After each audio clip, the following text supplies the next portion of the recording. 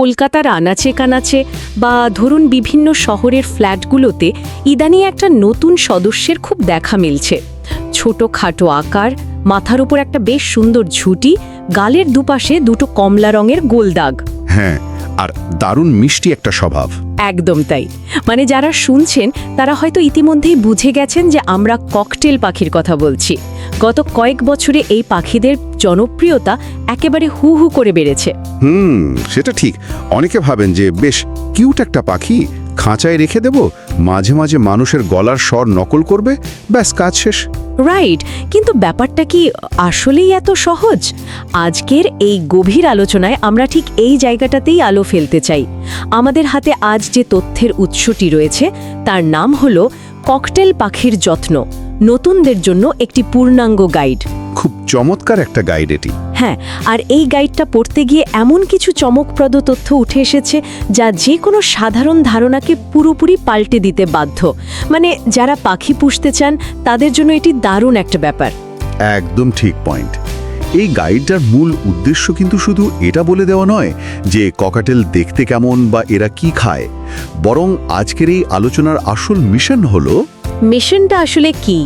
মিশনটা হলো ককাটেলের মতো অত্যন্ত সংবেদনশীল, বুদ্ধিমান এবং জটিল একটি প্রাণীকে বাড়িতে নিয়ে আসার আগে ঠিক কি কি বিষয়ের উপর নজর দেওয়া উচিত তা একদম খুঁটিয়ে দেখা।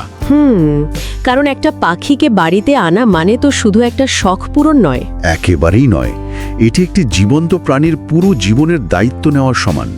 আর সেই দায়িত্বের গভীরতা বুঝতে হলে আমাদের বেশ কিছু বিজ্ঞানভিত্তিক এবং মনস্তাত্ত্বিক দিকের গভীরে যেতে হবে। আর ঠিক এই দায়িত্বের কথাটায় আসতে গিয়ে গাইডের একদম প্রথম দিকের একটা তথ্য দেখে রীতিমতো চমকে উঠতে হয়। মানে এই পাখিরা এত জনপ্রিয় কেন তা বুঝতে হলে প্রথমেই এদের আদি বাসস্থানের দিকে তাকাতে হবে। হ্যাঁ, অস্ট্রেলিয়ার পাখি এরা ককাটু পরিবারের সবচেয়ে ছোট সদস্য। রাইট। এদের স্বভাব অত্যন্ত সামাজিক এবং অনুগত। কিন্তু যে বিষয়টি সবচেয়ে বড় ডিল ব্রেকার তা হলো এদের আয়ু। গাইড বলছে সঠিক যত্ন পেলে এরা 15 থেকে 25 বছর পর্যন্ত বাঁচতে পারে। 25 বছর? হ্যাঁ, একটু ভেবে দেখলে ব্যাপারটা সত্যি অবাক করার মতো। 15 থেকে 25 বছর বাঁচা মানে এটি প্রায় একটি মানব শিশুর জন্মে বড় হয়ে ওঠার সমান সময়। অনেকেই শুধু কিউট দেখতে বলে হঠাৎ করে কিনে ফেলেন। কিন্তু এটি আসলে জীবনের দীর্ঘ 2 দশকের একটি বড় প্রতিশ্রুতি। এই মানব শিশুর বেড়ে ওঠার উপমাটা কিন্তু ভীষণ প্রাসঙ্গিক এখানে, তাই না? একদম।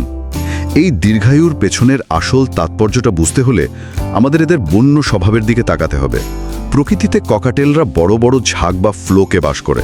ও আচ্ছা, ওরা একা থাকতে পছন্দ করে না তাহলে? একেবারেই না। এরা সারাদিন নিজেদের মধ্যে যোগাযোগ রাখে, একসাথে খাবার খোঁজে, একসাথে ঘুমায়। এরা ভীষণ রকমের সামাজিক প্রাণী। তার মানে যখন এরকম একটি পাখিকে মানুষের বাড়িতে নিয়ে আসা হয় তখন সেই মানুষগুলোই হয়ে ওঠে পাখির নতুন পরিবার বা নতুন ঝাঁক। তাই এদের শুধু খাঁচায় বন্দি একটি শোপিস হিসেবে রেখে দিলে এরা প্রবল মানসিক অবসাদে ভোগে। বাপরে, মানে 25 বছরের প্রতিশ্রুতি মানে হলো জীবনে অনেকগুলো ওঠাপড়া আসবে। ঠিক তাই। হয়তো বাসস্থান পরিবর্তন হবে, কাজের রুটিন বদলাবে। এই সব কিছুর মধ্যেও এই ছোট্ট প্রাণীটিকে নিজের পরিবারের সদস্য হিসাবেই গুরুত্ব দিতে হবে। তার মানে এটা কোনো খেলনা নয় যে কিছুদিন ভালো লাগলো আর তারপর এক কোণায় ফেলে রাখলাম। তো দীর্ঘমেয়াদী এই প্রতিশ্রুতির কথা যখন মাথায় এসেই গেল, তখন পরবর্তী লজিক্যাল ধাপটি হলো একটি সুস্থ পাখি নির্বাচন করা। হ্যাঁ, একদম শুরুতেই এটা খুব জরুরি। কারণ দোকানে বা ব্রিডারের কাছে গিয়ে শুধু সবচেয়ে সুন্দর দেখতে পাখিটা বেছে নিলেই তো আর হলো না। না, সেখানে বেশ কিছু জিনিস খেয়াল রাখতে হবে। আমাদের গাইডলাইন খুব নির্দিষ্ট করে বলছে নতুন পাখি কেনার সময় দেখতে হবে তার পালক যেন মসৃণ ও উজ্জ্বল হয়, চোখ পরিষ্কার এবং সজাগ থাকতে হবে। পাখিকে সবসময় সক্রিয় বা চঞ্চল থাকতে হবে। রাইট। যদি পাখির অস্বাভাবিক বা জলীয় পায়খানা দেখা যায় বা হাঁটাচালায় কোনো সমস্যা থাকে তবে সেই পাখি কেনা থেকে বিরত থাকা উচিত। কিন্তু এখানে আমার একটু খটকা লাগছে। কি রকম? ধরুন কেউ দোকানে গেল ভোর দুপুরে। অনেক সময় তো পাখিরা এমনিতেই শান্ত বা ঘুমন্ত থাকতে পারে। একজন সাধারণ মানুষ কিভাবে বুঝবেন যে পাখিটি শুধু বিশ্রাম নিচ্ছে নাকি তার ভেতরে কোনো গভীর অসুস্থতা লুকিয়ে আছে? এটা একটা দারুণ প্রশ্ন। আর এখানেই নতুন পালকদের সবচেয়ে বেশি বিভ্রান্তিতে পড়তে হয়। পাখির শারীরিক লক্ষণ আর আচরণগত লক্ষণের মধ্যে পার্থক্য করাটা একটা শিল্প। আচ্ছা, সেটা কিভাবে বোঝা সম্ভব? ধরুন একটি সুস্থ পাখি যখন বিশ্রাম নেয় তখন সে শান্ত থাকতে পারে, হয়তো এক পায়ে ভর দিয়ে চোখ বন্ধ করে ঝিমোচ্ছে, কিন্তু তার চোখ যখন খুলবে সেটা হবে উজ্জ্বল আর পরিষ্কার। মানে একটা সজাগ ভাব থাকবে। একদম, তার পালকগুলো শরীরের সাথে সুন্দরভাবে বিন্যস্ত থাকবে। অন্যদিকে একটি অসুস্থ পাখির দিকে তাকালে একটা বিশেষ শারীরিক লক্ষণ দেখা যায়, যাকে বলে ফ্লাফড আপ বা পালক ফুলিয়ে রাখা। এই ফ্লাফড আপ ব্যাপারটা ঠিক কি? মানে কেন তারা পালক ফুলিয়ে রাখে? খুব সহজ বৈজ্ঞানিক কারণ আছে এর পেছনে। যখন কোনো পাখি অসুস্থ হয় তার শরীরে তাপমাত্রা কমতে শুরু করে এবং সে শক্তি হারাতে থাকে। ও আচ্ছা। তখন সে তার শরীরের ভেতরের তাপমাত্রাকে ধরে রাখার জন্য পালকগুলোকে ফুলিয়ে দেয়, যাতে পালকের মাঝে বাতাস আটকে থেকে একটা ইনসুলেশন বা কম্বলের মতো কাজ করতে পারে। কি দারুণ একটা মেকানিজম! হ্যাঁ, তাই পাখি যদি দীর্ঘক্ষণ পালক ফুলিয়ে খাঁচার এক কোণায় বা একদম মেঝেতে বসে থাকে এবং তার চোখ ঘোলাটে বা আধবোজা থাকে, তাহলে বুঝতে হবে সে শুধু বিশ্রাম নিচ্ছে না। একদম, সে গুরুতর অসুস্থ। শুধু আচরণের উপর নির্ভর না করে শারীরিক এই বাহ্যিক লক্ষণগুলোর উপর নির্ভর করাটা ভীষণ জরুরি। বুঝতে পারলাম, তার মানে শুধু চঞ্চলতা দেখলেই হবে না, ওই ছোট ছোট শারীরিক ডিটেলসগুলোর দিকে কড়া নজর রাখতে হবে। ঠিক তাই। এবার ধরুন কেউ একদম নিখুঁতভাবে পরীক্ষা করে একটি সুস্থ পাখি নির্বাচন করে বাড়িতে নিয়ে এলেন। এরপরের ধাপটি হলো তার জন্য একটি নিরাপদ আশ্রয় এবং সঠিক পরিবেশ তৈরি করা। খাঁচার সেটআপ। আর এই খাঁচা সেটআপ করার গাইডলাইনগুলো শুনলে মনে হয় যেন বাড়িতে নতুন শিশুর জন্য রীতিমতো নার্সারি তৈরি করা হচ্ছে। গাইড বলছে পাখির খাঁচার মাপ কমপক্ষে 24 ইঞ্চি লম্বা, 18 ইঞ্চি চওড়া এবং 24 ইঞ্চি উঁচু হওয়া প্রয়োজন। কারণ ওদের ডানা মেলার জন্য অনেকটা জায়গা লাগে। রাইট, আর খাঁচা এমন জায়গায় রাখতে হবে যেখানে সরাসরি কড়া সূর্যের রোদ পড়ে না, কিন্তু ঘরে যেন পর্যাপ্ত আলো বাতাস থাকে। কিন্তু এর পরের নিয়মটা সবচেয়ে অবাক করা। রান্নাঘরের বিষয়টা তো। হ্যাঁ, গাইড বলছে রান্নাঘর থেকে খাঁচা সব সময় দূরে রাখতে হবে, কারণ রান্নার ধোঁয়া ককাটেলের জন্য ভীষণ ক্ষতিকর। ব্যাপারটা একটু অদ্ভুত না? অদ্ভুত মনে হলেও এটাই সবচেয়ে বড় সত্যি। সাধারণত পোষা প্রাণীকে বাড়ির সবচেয়ে ব্যস্ত জায়গা যেমন রান্নাঘরের কাছাকাছি বা ডাইনিং রুমে রাখতে পছন্দ করা হয়, যাতে তারা সারা দিন সবার সাথে মিশতে পারে। রান্নার ধোঁয়া একটি পাখির জন্য ঠিক কতটা ক্ষতিকর হতে পারে? এই জায়গাটাতেই সবচেয়ে বেশি দুর্ঘটনা ঘটে। রান্নার ধোঁয়া, বিশেষ করে ওই যে ননস্টিক প্যান বা টেফলনের বাসনপত্র থাকে না, হ্যাঁ হ্যাঁ, আজকাল তো সবার বাড়িতেই থাকে। ওগুলো গরম করার ফলে যে অদৃশ্য গ্যাস নির্গত হয় তা পাখিদের জন্য রীতিমতো প্রাণঘাতী। বাপরে, প্রাণঘাতী! হ্যাঁ, এর পেছনের বিজ্ঞানটা বুঝতে হলে পাখির শ্বাসতন্ত্র বা রেসপিরেটরি সিস্টেম কিভাবে কাজ করে তা জানা প্রয়োজন। মানুষের ফুসফুস অনেকটা বেলুনের মতো। মানে আমরা শ্বাস নিই, ফুসফুস ফুলে ওঠে, আবার শ্বাস ছাড়লে বাতাস বেরিয়ে যায়। ঠিক, কিন্তু পাখিদের শরীরে ফুসফুসের পাশাপাশি বেশ কিছু এয়ার স্যাক বা বায়ুথলি থাকে। এদের শ্বাসতন্ত্রের ভেতর দিয়ে বাতাস একটি চক্রাকার বা ওয়ান ওয়ে পথে ঘোরে। ওয়ান ওয়ে পথ মানে বাতাস শুধু একদিকে যায়? অনেকটা সেরকমই। এর মানে হলো পাখিরা যখন শ্বাস নেয় এবং শ্বাস ছাড়ে, উভয় সময়ই তাদের ফুসফুসের ভেতর দিয়ে টাটকা বাতাস প্রবাহিত হয়। এটি তাদের ওড়ার জন্য প্রচুর অক্সিজেন যোগাতে সাহায্য করে। তার মানে তো তারা আমাদের চেয়েও বেশি অক্সিজেন পাচ্ছে। এটা তো ভালো জিনিস। হ্যাঁ, ভালো, কিন্তু এর একটা মারাত্মক দিকও আছে।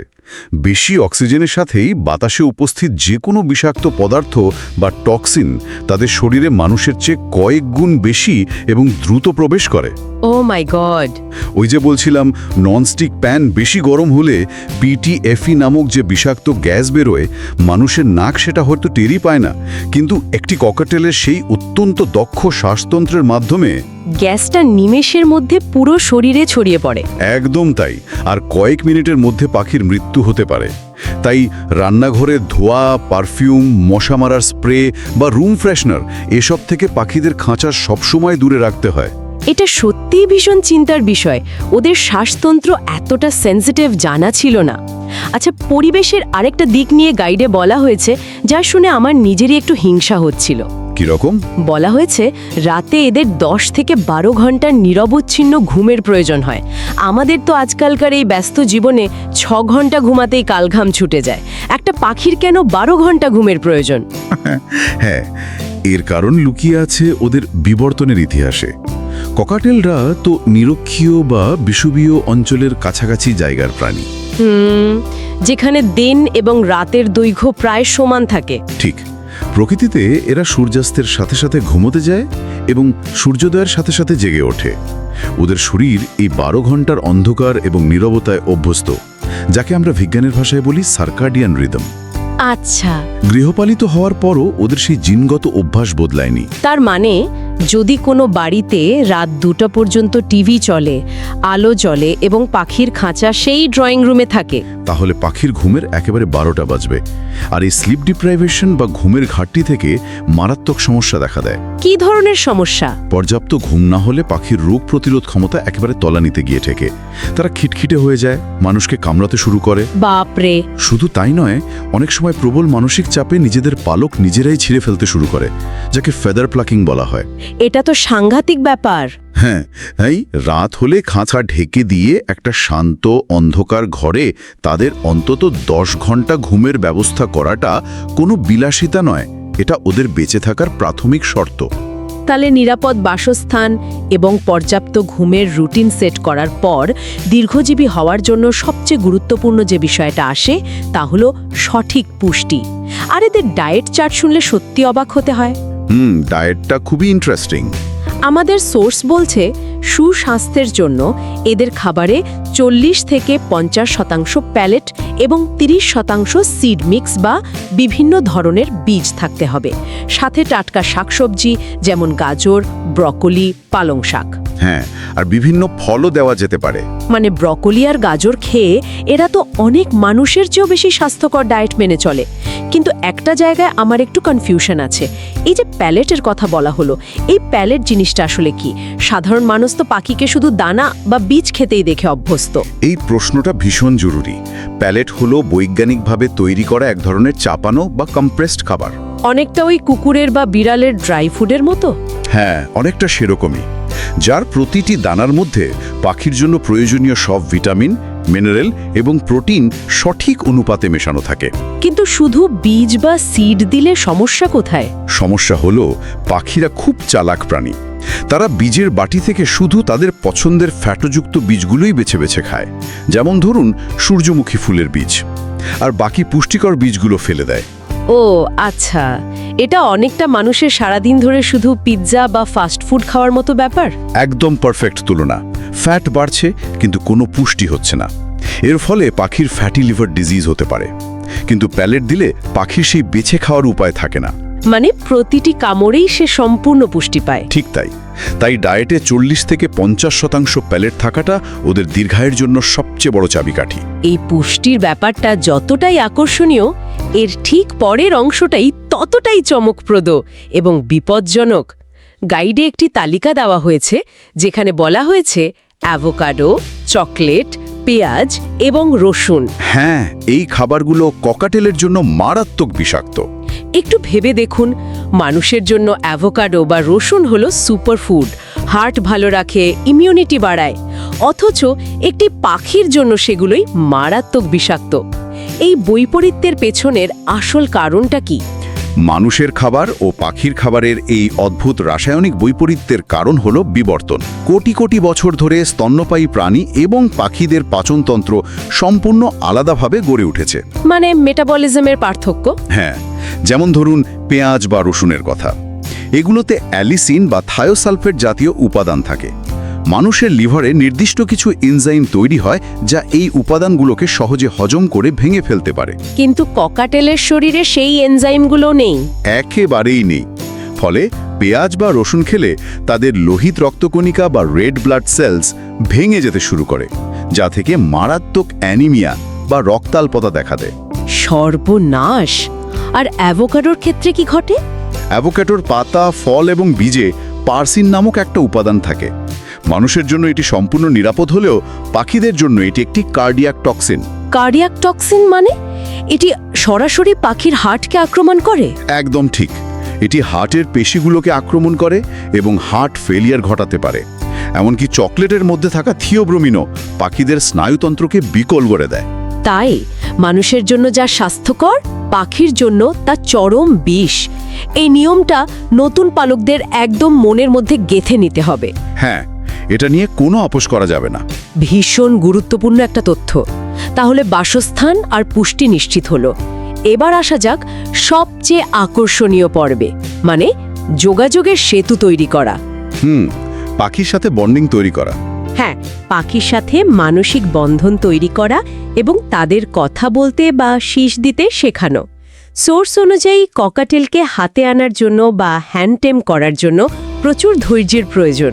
প্রচুর। প্রথম কয়েকদিন পাখিকে কোনোভাবেই বিরক্ত করা যাবে না, শুধু খাঁচার বাইরে বসে শান্ত গলায় কথা বলতে হবে। এটা তো একটা অদ্ভুত ব্যাপার। কেন অদ্ভুত মনে হচ্ছে? ধরুন, বাড়িতে নতুন কিউট একটা পাখি আনলে সবারই ইচ্ছে করে তখনই তাকে হাতে নিয়ে আদর করতে, কিন্তু উৎস বলছে শুরুতে তাদের একেবারেই স্পর্শ না করতে।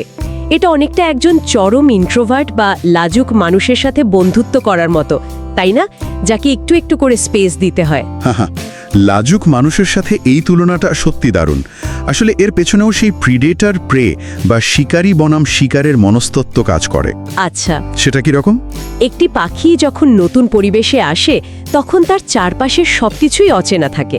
মানুষের দুটো চোখ মুখের সামনের দিকে থাকে, ঠিক যেমনটা বিড়াল, কুকুর বা ঈগলের থাকে, যারা শিকারী প্রাণী। পাখিদের চোখ তো মাথার দুপাশে থাকে, ঠিক। তাই মানুষের হাত যখন খাঁচার ভেতর ঢোকে, পাখির আদিম প্রবৃত্তি তাকে বলে যে এটি একটি শিকারীর থাবা।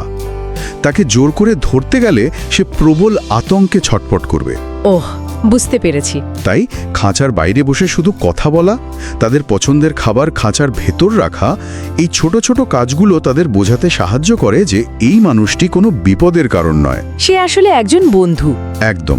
আর এই বিশ্বাস অর্জন করতেই সবচেয়ে বেশি ধৈর্য লাগে। আর ট্রেনিংয়ের সময়কাল নিয়েও একটা মজার তথ্য আছে গাইডে। বলা হয়েছে 3 থেকে 6 মাস বয়সটি হলো ট্রেনিং শুরু করার সবচেয়ে উপযুক্ত সময়। আর এটাও উল্লেখ করা হয়েছে যে সাধারণত পুরুষ ককাটেলরা বেশি কথা বলতে পারে এবং শীষ দিতে পারে। হ্যাঁ, স্ত্রী পাখিরা নাকি তুলনায় বেশ শান্ত হয়। এই লিঙ্গভেদে অদ্ভুত স্বভাবগত পার্থক্যের কারণ কি হতে পারে? এর পেছনেও কিন্তু প্রাকৃতিক কারণ লুকিয়ে আছে। 3 থেকে 6 মাস বয়সের সময়কালটিকে পাখির লার্নিং ফেজ বা শেখার মূল সময় বলা হয়। এই বয়সে তাদের মস্তিষ্ক খুব দ্রুত চারপাশের শব্দ বা সুর গ্রহণ করতে পারে। আর পুরুষ পাখিদের কথা বেশি বলার কারণ হলো তাদের প্রকৃতিগত দায়িত্ব। বন্য পরিবেশে পুরুষ ককাটেলদের প্রধান কাজ হলো সঙ্গিনীকে আকৃষ্ট করা এবং নিজেদের এলাকা বা টেরিটরি রক্ষা করা। ও আচ্ছা, তার জন্যই এত শব্দ করা। হ্যাঁ, এই কাজগুলোর জন্য তাদের নিজেদের ভোকাল কর্ড ব্যবহার করে বিভিন্ন রকম শব্দ করা, গান গাওয়া বা শীষ দেওয়ার প্রয়োজন হয়। অন্যদিকে স্ত্রী পাখিদের মূল দায়িত্ব হলো ডিম পাড়া এবং ডিমে তা দেওয়া। তাই তারা প্রকৃতিগতভাবেই নীরব থাকে, যাতে শিকারীরা তাদের বাসা খুঁজে না পায়। একদম নিখুঁত লজিক। তাই গৃহপালিত অবস্থাতেও পুরুষ পাখিরা মানুষের গলার স্বর নকল করতে বা বিভিন্ন সুর শীষ দিয়ে গাইতে বেশি পারদর্শী হয়। কি অদ্ভুত সুন্দর একটা ব্যাপার! প্রকৃতি কিভাবে প্রতিটি প্রাণীকে তার কাজের জন্য নিখুঁতভাবে তৈরি করেছে। তবে প্রকৃতির এই ডিজাইনের মধ্যে একটা অত্যন্ত চিন্তার বিষয়ও উঠে এসেছে আমাদের এই গাইডে। নীরব অসুস্থতা বা সাইলেন্ট ইলনেসের ব্যাপারটা তো। হ্যাঁ, শত যত্ন আর নিখুঁত ডায়েটের পরও তো পাখিরা অসুস্থ হতে পারে, কিন্তু সবচেয়ে চিন্তার বিষয় হলো এরা মানুষের মতো বা কুকুর বিড়ালের মতো নিজেদের কষ্ট প্রকাশ করে না বা কাঁকিয়ে ওঠে না। এটা খুব বড় একটা চ্যালেঞ্জ। গাইড খুব স্পষ্ট করে বলছে ককাটেলস সাধারণত তাদের অসুস্থতা লুকিয়ে রাখে। যদি দেখা যায় পাখি পালক ফুলিয়ে বসে আছে, খাওয়া কমিয়ে দিয়েছে অথবা নাক ও চোখ দিয়ে জল পড়ছে, তবে বুঝতে হবে অবস্থা রীতিমতো গুরুত্বপূর্ণ। ঠিক। অসুস্থতার ক্ষেত্রে এই পাখিরা যেন একদম নিপুণ পোকার ফেস মেনটেন করে, কিন্তু তারা কেন নিজেদের শারীরিক কষ্ট এতটা সুনিপুণভাবে লুকিয়ে রাখতে চায়? ওই যে আমরা একটু আগেই শিকার হওয়া প্রাণী বা প্রে অ্যানিমালের কথা বলছিলাম। বন্য পরিবেশে যখন কোনো বাজ পাখি বা শিকারী প্রাণী কোনো ককাটেলের ঝাঁকের উপর আক্রমণ করতে আসে, তখন তারা সবার আগে লক্ষ্য করে ঝাঁকির সবচেয়ে দুর্বল বা ধীর গতির পাখিটিকে। অসুস্থতা মানেই তো দুর্বলতা। একদম। যদি কোনো ককটেল তার অসুস্থতা প্রকাশ করে তবে সে শুধু নিজের জীবনের ঝুঁকিই বাড়ায় না, বরং শিকারীর দৃষ্টি আকর্ষণ করে পুরো ঝাঁকটিকে বিপদে ফেলে। বাপরে! অনেক সময় ঝাঁকের অন্য সুস্থ পাখিরাই সেই অসুস্থ পাখিটিকে তাড়িয়ে দেয় নিজেদের সুরক্ষিত রাখার জন্য। তাই বিবর্তনের মাধ্যমে তারা শিখেছে যতই কষ্ট হোক না কেন, যতক্ষণ সম্ভব সুস্থ থাকার অভিনয় করে যেতে হবে। তার মানে এটা কোনো চালাকি নয়, এটা ওদের বেঁচে থাকার মরিয়া লগাই। একদম। আর এই তথ্যটা জানা থাকলে আমরা বুঝতে পারবো কেন শারীরিক লক্ষণ নিয়ে এত সতর্কতা প্রয়োজন। যখন একটি ককটেল আর অসুস্থতা লুকিয়ে রাখতে পারে না, মানে যখন সে পালক ফুলিয়ে খাঁচার নিচে বসে থাকে বা খাওয়া বন্ধ করে দেয়, হ্যাঁ, তখন বুঝতে হবে সমস্যাটি আর প্রাথমিক পর্যায়ে নেই। তার শরীরের ভেতরের অবস্থা এতটাই খারাপ যে সে আর সুস্থ থাকার অভিনয়টুকু করার মতো শক্তিও পাচ্ছে না। ওহ, তার মানে তখন আর অপেক্ষা করার কোনো জায়গাই নেই। একেবারেই না। তাই এই লক্ষণগুলো দেখা মাত্রই কোনো বিলম্ব না করে, ইন্টারনেটে পড়ে কোনো ঘরোয়া টোটকা ব্যবহার না করে সরাসরি একজন অ্যাভিয়ান বিশেষজ্ঞ বা পশু চিকিৎসকের কাছে যাওয়া কতটা জরুরি তা সমস্ত নতুন পালকদের অনুধাবন করতে হবে। তাহলে এই দীর্ঘ আলোচনা থেকে আমরা পুরো বিষয়টার যে সারমর্ম পেলাম তা হলো, একটি ছোট্ট ককটেল পাখিকে বাড়িতে নিয়ে আসা মানে বাজার থেকে একটা সুন্দর খাঁচা কিনে ঝুলিয়ে দেওয়া নয়। না, এটা একটি সম্পূর্ণ লাইফস্টাইল পরিবর্তন। একদম। সঠিক যত্ন, খাঁচার মাপ, বিষাক্ত গ্যাস থেকে তাদের দূরে রাখা, 10 থেকে 12 ঘন্টার গভীর ঘুমের পরিবেশ তৈরি করা, প্যালেট ও শাকসবজির সঠিক পুষ্টির ব্যবস্থা করা এবং সর্বোপরি অপরিসীম ধৈর্য, এই সব কিছুর মাধ্যমেই একটি পাখি পরিবারের এক অবিচ্ছেদ্য সদস্য হয়ে ওঠে। কথাটা ভীষণ সত্যি। জ্ঞান বা তথ্য তখনই সবচেয়ে মূল্যবান হয়ে ওঠে যখন আমরা তার সঠিকভাবে আমাদের দৈনন্দিন জীবনে প্রয়োগ করতে পারি। যারাই শুনছেন তাদের এই বিষয়গুলো শুধু জানলেই হবে না, হ্যাঁ, প্রতিদিনের অভ্যাসে পরিণত করতে হবে। তবেই সেই 15 থেকে 25 বছরের একটি সুন্দর, সুস্থ এবং আনন্দদায়ক সম্পর্ক তৈরি হওয়া সম্ভব। ঠিক তাই।